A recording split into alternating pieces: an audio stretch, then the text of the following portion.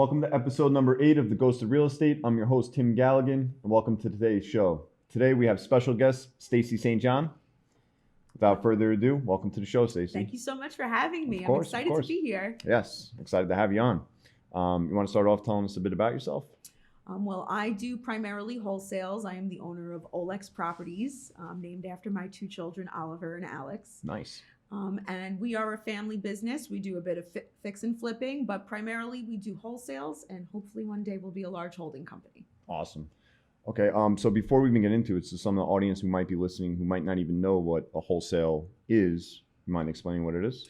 Well, it can go a couple of ways, but the bulk of them is me getting a homeowner into contract for an off-market cash deal because there's some sort of distress. It could be physical distress to the house or legal distress or tax distress.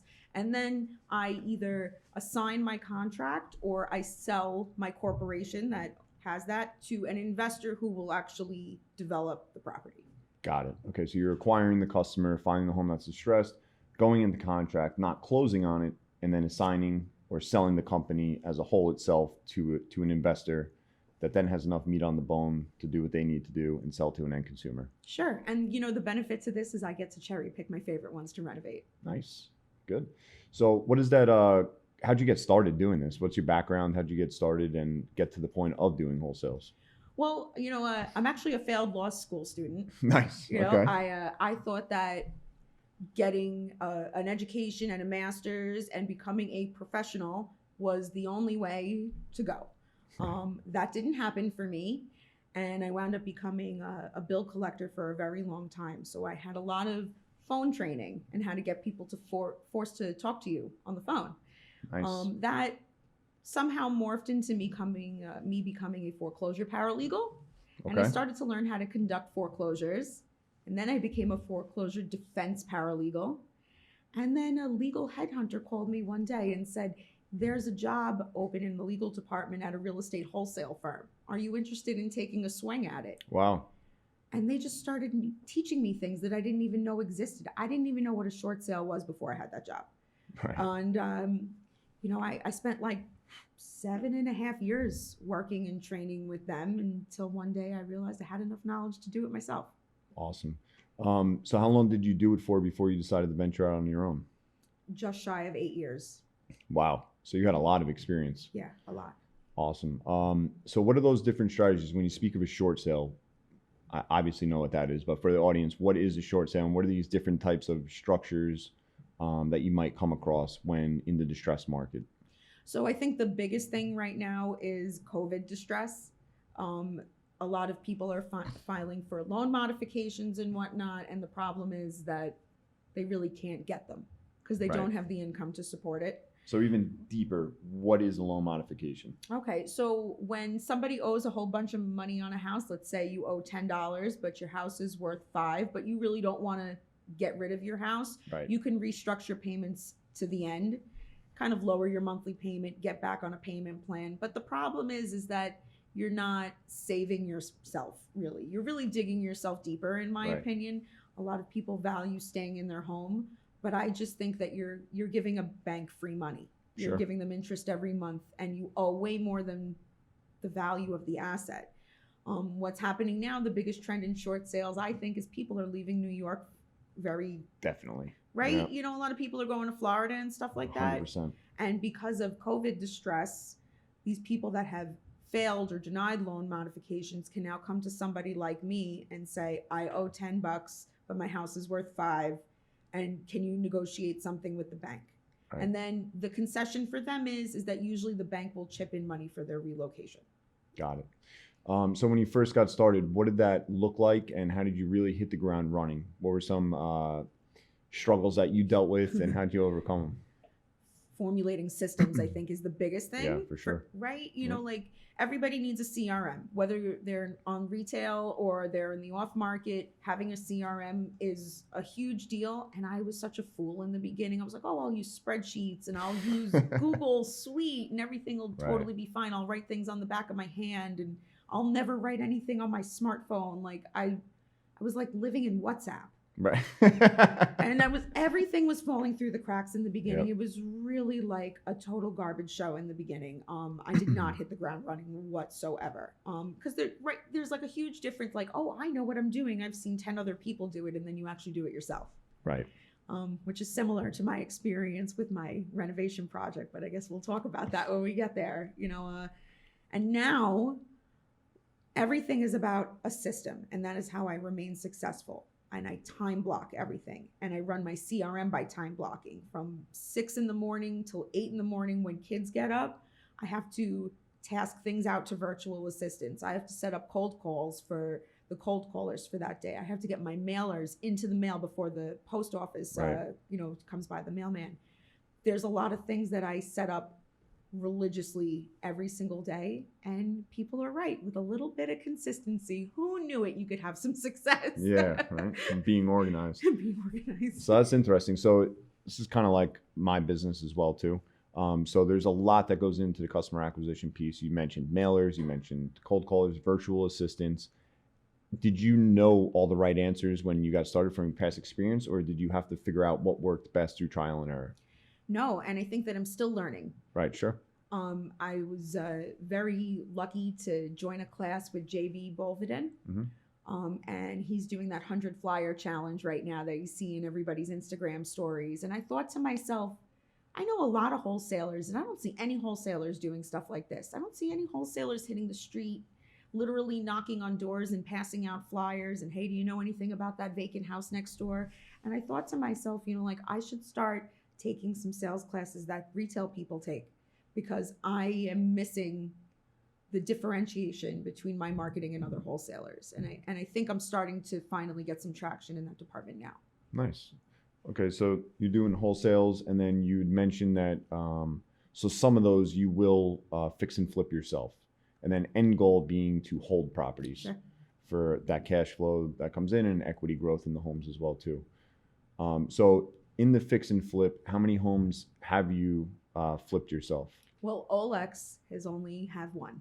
Nice. Okay. And this is the one you were telling me about before. Yes, it is. Hashtag the red house. All right. So the house is red now. It's not going to be red. But if you ask my son Oliver, it should be red. But Captain Permit is my architect and expediter, and they are drawing me a beautiful black and white farmhouse that will hit the market. And I live on the same block as the home. I care about it a lot. It's not just about renovating a house and making a check, and that is a portion of it, but I really want my community to know that I'm not some scummy developer. I'm a community person. I'm from this place, and I care about the houses that get built here. Right. When is that expected to be completed? I hope in 12 weeks or less from now. I'm still pending a permit right now. Okay. So then what's the game plan moving forward? So obviously you're going to continue wholesaling. That's the bread and butter? That's where you're looking to grow the most? Yep. Okay. Now how does that work? So you find someone who might be distressed. Let's say me, right? Okay. I'm behind, let's say if I'm behind on my mortgage payments, whatever the scenario may be, you find me, then you call me and set up a meeting with me? Yeah, a lot of the stuff is actually done completely virtual now. Okay. I think that almost 70% of my business, I never even meet the people until closing. Really? Yeah. Like well, obviously you speak to them, but you just don't meet them face to face. Yeah. Maybe on Zoom or something? Yes, on Zoom. Through, Duo. I use Duo on Google a lot because a lot of people have it on their computer and stuff like that. But for the most part, I do a lot of text blasting and email and Facebook marketing and Instagram marketing to homeowners. And a lot of these people want to have text conversations. They want to send the papers through email. They like DocuSign. There's a lot of modern sellers out there now. And because of the pandemic, so much more of this can legally be done at a distance. Sure. I have people sign, can I go in the house? Can I break the locks and put a lockbox so I can go and take pictures for the bank? Nothing is going to be changed. This is just to get construction estimates, inspections, stuff like that. Right. And, I handle it at a distance for them. There's nothing that I won't do for these people. I try to make it so that they don't have to lift a finger or shell out even 1 cent. Awesome. Now, do you have a partner? Well, my husband is my partner, and, my family is extremely involved. I work super close with Josh Handler. But for the most part, The future is still open-minded, and I hope that it'll remain mostly a family-owned business. Awesome. Okay. Now now you train underneath Carl as well, Carl Shabon. I am now, yes. Awesome. Okay. So now when you're going through that and end goal being buy and hold, what are you looking for in particular in that? Any type of home, any type of area, out of state, specifically on Long Island, or do you plan on expanding geographically? I do actually. I'm super interested. While I would like to acquire small square footage homes here for Section 8 rentals and stuff like that. You know, a lot of stuff that's 3-bedroom, 1-bath, small stuff. Mm-hmm. But I think that I would love to get into the Airbnb, Verbo market, vacation rentals, because the face of vacations have changed now, right? Right. You know, even though people are willing to vacation, willing to go on planes, a lot of times people don't want to stay in a hotel. They want their own space. And places like Tennessee are exploding. You could buy booming, right? Right. You could buy a piece of land for $4,000. You put up a manufactured home that is sick for a vacation rental for like $25,000 or $30,000. Right. And you have income producing properties. You could hire property management. You don't really have to do much. You don't even have to go there. Right. So outside of Tennessee, obviously your main focus now is Long Island. Yes. Okay. What do you see in the market maybe happening and shifting? Do you think that there will be a lot of distressed properties that are coming on? Yes, I think because of COVID? Yes, but I still think we're 18 months away, give or take, from seeing the bulk of that. There's going to be a wave of new foreclosures, but you know our government has to allow for it to happen. Right. Not that I'm against people staying in their home, but everybody can't stay there for free forever. Something has to happen because everybody has to pay Uncle Sam. The more it builds up, right. You know, everybody suffers in the property taxes and the bank rates, the worse it gets, right? I think what's happening now is I find that sellers off market think their properties are worth market value. Right. You know, I met with somebody last week. The house needed everything, soup to nuts. It barely had a frame. The guy was like, my house is worth $800,000. And if you're going to pay me a dime less, I'm not making a deal with you. Like, you're someone I'm going to have to revisit in 18 months and pay you half of what you wanted. Right. You know, those people need a harsh reality check. Those are tough conversations. It is. Yeah. I have a lot of tough conversations, but I'm sure on your end of the business, you also do. I can't imagine right now in this current market going on a listing appointment. Yeah, it's different. You know, it's tough because like to your point, I'm not gonna say everyone, but there are a certain percentage of people who think my house is worth $1 million. Mm-hmm. You know, it's just not reality. You know, so that is a tough conversation. You're right. But to your point with distressed properties, it's interesting too. And you want to go through I know last time you were talking, you had mentioned the actual process. And I think this would be great education for anyone who's listening is how does it work? And through those stages, so how long does it actually take? If I don't pay my mortgage, what happens to me? Well, it depends if you are government backed or not. Let's just remove all of the government backed ones for now because you're protected right now. If you have an FHA, a Fannie Mae, a VA, anything like that, right. The government has your back right now. If you have any other non-government backed loan, forbearance season is really over, right? So now you're default, okay? You get a letter that says we might foreclose on you sometime soon. Then because of the pandemic, now there's like an extra layer that has to happen. They have to send you another notice notifying you one more time that you can apply for hardship. Okay. There's no real defined terms what that is, but it's out there. So now I'm in pre-foreclosure. Now you're in pre-foreclosure. Okay. So then they send you one more notice that says in 90 days, I'm going to start a lawsuit against you. Okay. If you still don't respond or you don't pay what they call the reinstatement amount, mm-hmm.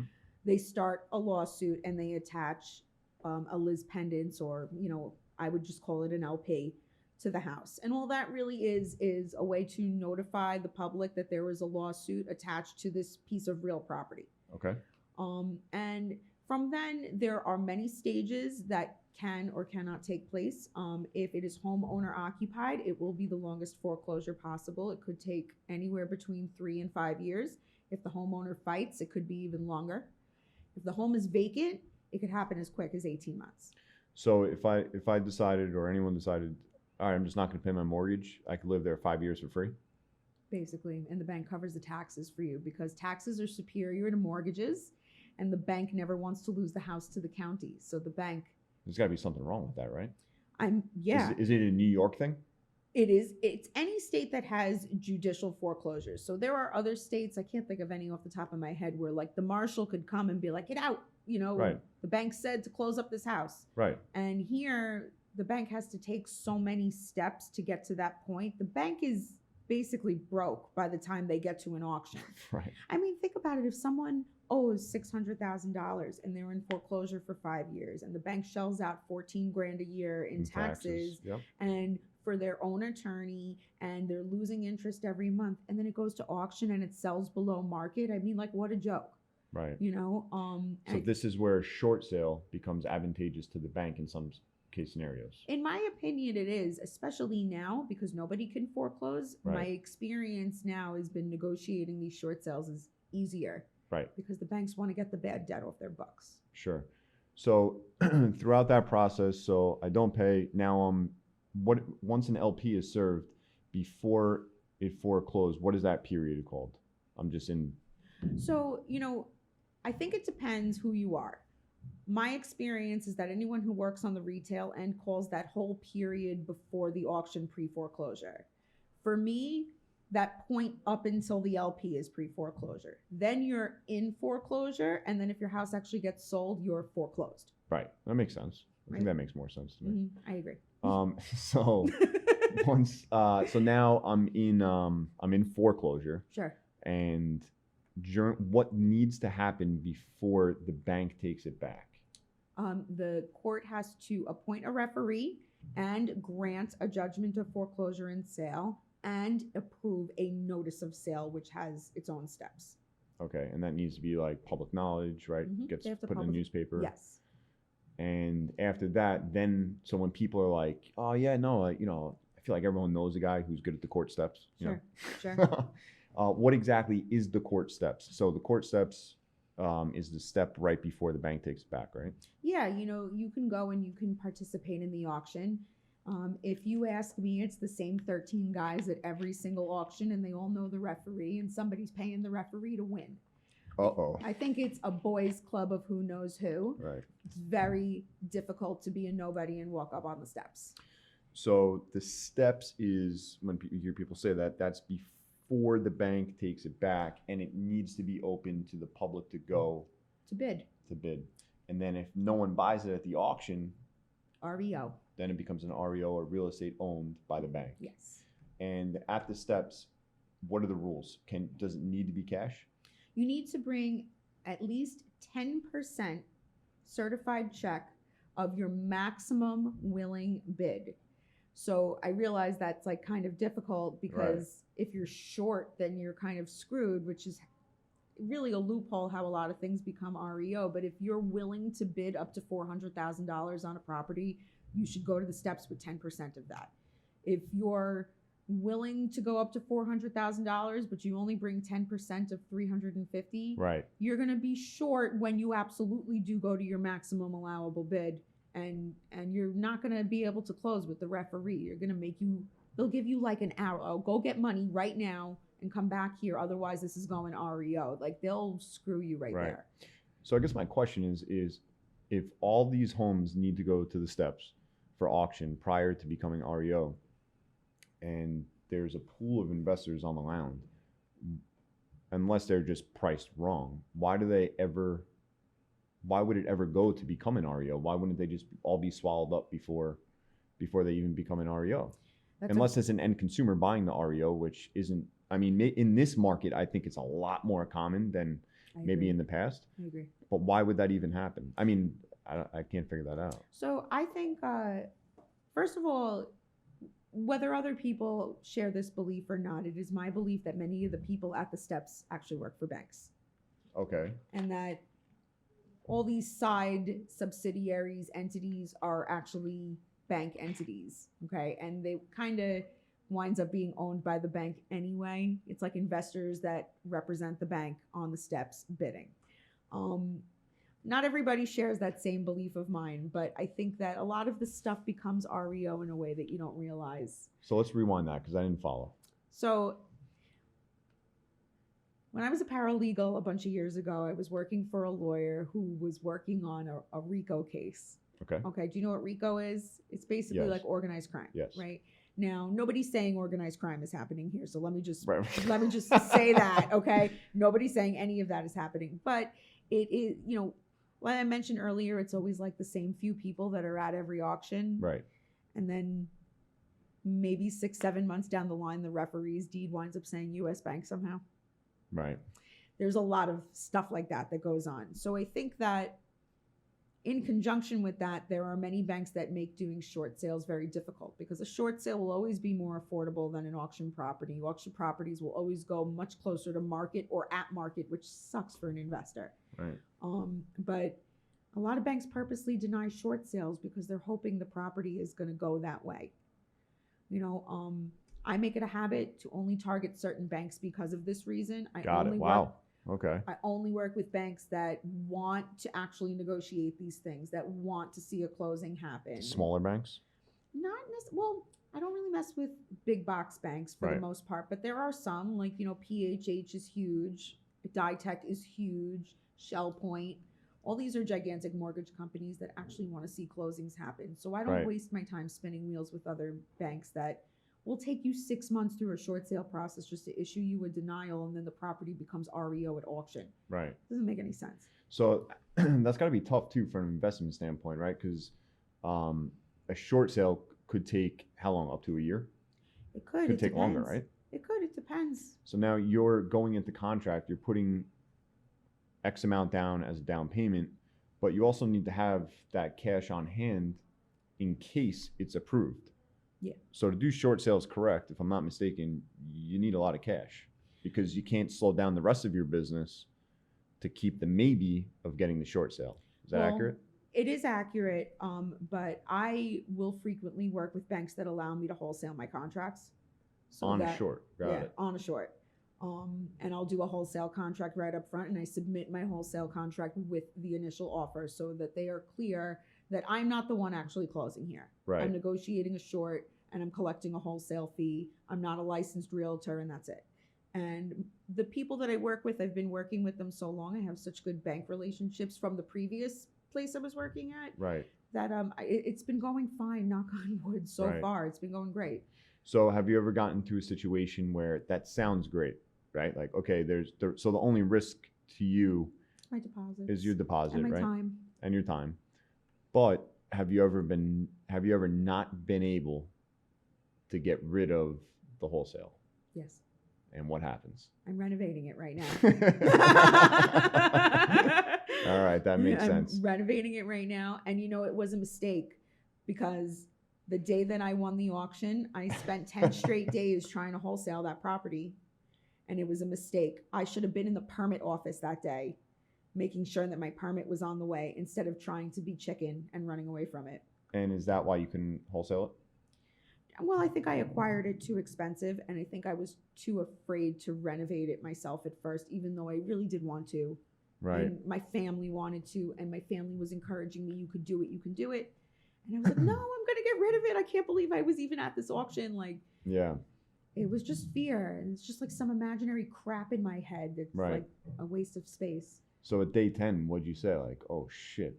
Yeah, like you start to like look at how much per Carl Chavone like broke down how much per day it was costing me to hold the house. Yeah. And I was like, holy I gotta renovate the house. Like it's like it does get to a point with certain projects where you really have to nut up or just like file bankruptcy, and I'm not doing that. So Right. Wow. Yeah, that's interesting. So when you go and you're doing when you're doing the short and the wholesale, unless you get obviously denied, but there's really not too much of a big deal there because you're wholesaling it anyway, and the bank is knowing about that up front. So there's really not too much of a loss factor there, except the holdup of your down payment from your cash flow. Yeah, I mean, I don't put big deposits on short sale contracts. I'll put a regular 10%, 20% down on a straight sale, no problem. I don't care. But short sales, $500, $1,000. Oh, really? That's it. Yeah. Wow. And I can get that back if the bank denies my short sale. If I back out, obviously I forfeit that money. But I make it known to homeowners, like, I don't even know if the bank is going to say yes. As No, long as yeah, it all makes the sense. attorneys are cool, 500, $1,000 down, and whatever. And most people understand. They don't really care because they're underwater as Right. it is. No, that makes sense. So there's very little risk there. It's not a ton. Right. And then what is, so if, let's say there was a mortgage outstanding on the home of, let's make math easy, $1 million. Okay. All right. What would be the target of your offer? Like, how would you structure that? Like, is there a certain percentage or benchmark that you know that the bank is going to, like, right on that fine line? Is it, you know, it needs to be at 600,000 at 60% or 700,000 at 70%? How does that work? You know what? All banks have their guidelines. Right. But each one has independent guidelines. Yeah. Okay. If you work with a government-backed loan, no, they're all the same guidelines. Right. Like FHA reverse mortgages, they want 90% of value, but you have to decide what the value is. Right. Right. But I think that it really depends project by project. You know, I'm not the world's biggest wholesaler. A lot of wholesalers do 160 deals in a year. But that's awesome. My path is longer because I really feel like every homeowner needs to feel like you're not scum, like you actually care about them. So every deal I analyze the numbers independently, and I don't use the same math equation for each. Got it. Just for an example, I was talking to a homeowner earlier today that said my property is worth $1.5 million. And for a wholesaler, that number sounds stupid, right? But the property itself could likely be subdivided into 5 separate plots of land. So now we're talking development rights. That's not the same as all of my other deals. Right. You know, so this is something I give independent thought to. And then I literally, with full transparency, give the bank all of my research, all of my math. And you do? Yeah, all of it. I put together a huge package for every single home, and I try to plead my case with appraisals, inspections, opinions from developers, opinions from realtors in the area, right. Anything, maybe the Department of Buildings is involved, and I put together a package pleading my case, just right. like I would if I was working for a lawyer still, you know? So on the short, so when you're doing it, you're putting in the short with the wholesale, but now there needs to be a good amount of meat on that bone there, right? Because now you're getting your cut, which obviously you're entitled to, then you're selling it to the flipper, mm-hmm. or buy and holder, who then needs their cut on it too, and equity in. So that thing needs to be stripped down. Well, that's why I buy the worst of the worst stuff with red cards on the front. Maybe it's like on fire, like as we're speaking right now. What's that, red cards? Those big red squares that are on the front of people's houses with like an X or a slash. And right. It's a marking from the Department of Buildings. That means this is an abandoned home, right. And it might be an unsafe structure. The different markings mean things. Right. But I think the worse the home, the more profit margin there is, right? Right. And the more legal distress there is, the more risk there is. And all of these things come with a price. And the off market does know that. You know, I explained to homeowners, it's going to take me 6 months to clear your mortgage. It's going to take me a year to rebuild this damn house. Right. They have to know that all of these things come at a price. Right. That's a lot of work that goes into it. I do a lot of work. Yeah. I don't sleep a lot. Right. I hear you. I'm with you. So what's the future for Olex? Where do you see yourself in the next 5 years? I want in 5 years people to know me as the wholesale queen of Long Island. I love it. I want to have black and white farmhouses here and there. And in 5 years' time, I hope I'm holding at least 20 rentals. 20 in 5 years. In 5 years. Nice. I think you could do more than that. Maybe. I think you can. Maybe. But we'll that's see. A good goal. We'll see. I also need to leave room for being a mom. So. Yes. I hear you. So if anyone wants to reach out to you, get in contact with you, they have a house where they might need your services, or want to learn more and just reach out, what's the best way for them to contact you? Call or text 516-526-0881. I answer all the time. What's the number one more time? 516-526-0881. Instagram? I have Instagram and Facebook at Olex.properties. Olex. Yep. Properties. Oliver and Alex Awesome. .properties. All right. Well, thanks for coming on the show. It was a pleasure. Yeah. Thank you for having me. This was fun.